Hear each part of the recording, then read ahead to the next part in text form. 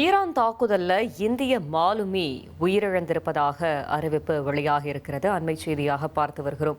Hormuz நீரிணையில 2 எண்ணெய் கப்பல்கள் மீது ஈரான் தாக்குதல் நடத்தியதில் இந்திய மாலுமி உயிரிழந்திருப்பதாக செய்தி வெளியாகி இருக்கிறது. மேலும் தகவலை செய்தியாளர் ரமேஷ்குமார் வழங்கிட கேட்கலாம்.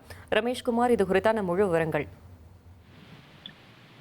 ஐக்கிய அரபு அமீரகத்தின் எண்ணெய் கப்பல் மீது ஈரான் நடத்திய தாக்குதலில் ஒரு இந்திய மாலுமி உயிரிழந்திருப்பதாக ஐக்கிய அரபு அமீரகம் தெரிவித்திருக்கிறது. குறிப்பாக ஹார்முஸ் நீரிணை பகுதியில் கடந்த சில நாட்களாகவே வணிக கப்பல்களின் மீது ஈரான் தொடர்ந்து தாக்குதல் நடத்தி வருகிறது. அந்த வகையில் ஐக்கிய அரபு அமீரகத்துக்கு சொந்தமான மோம்பாசா மற்றும் அல் பாகியா என்ற 2 எண்ணெய் கப்பலின் மீது ஈரான் நாடு ஆன்டி ஷிப் மிசைல் ஏவுகணைகளை கொண்டு தாக்குதல் நடத்தி இருக்கிறது.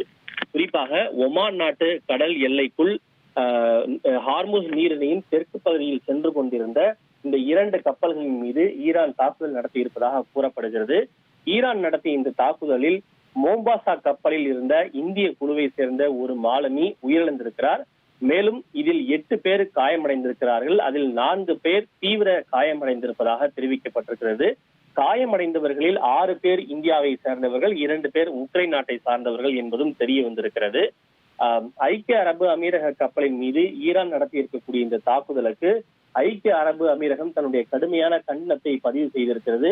இது சர்வதேச சட்டத்தை அப்பட்டமாக மீறும் செயல் எனவும் ஐக்கிய அரபு அமீரகம் கண்டனம் தெரிவித்திருக்கிறது.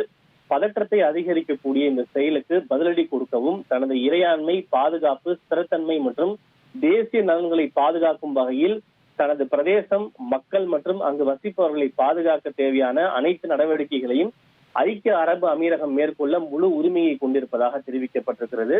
ஈரான் நடத்திய இந்த தாக்குதலை தொடர்ந்து 2 கப்பல்களிலுமே ஒரு பலத்த தீ பிடித்து எரிந்திருக்கிறது. இருப்பினும் கப்பலில் இருந்த குழுவினர் உடனடியாக தீயை அணைத்ததால் அந்த பகுதியிலே ஒரு பெரும் தீ விபத்தும் அசம்பாவிதமும் தவிர்க்கப்பட்டிருக்கிறது. இந்த ஈரான் நடத்தி இருக்கக்கூடிய இந்த தாக்குதல் என்பது வளைகுடா பகுதியில் பெரும் சீற்றத்தையும் கோபத்தையும் ஏற்படுத்தி இருக்கிறது.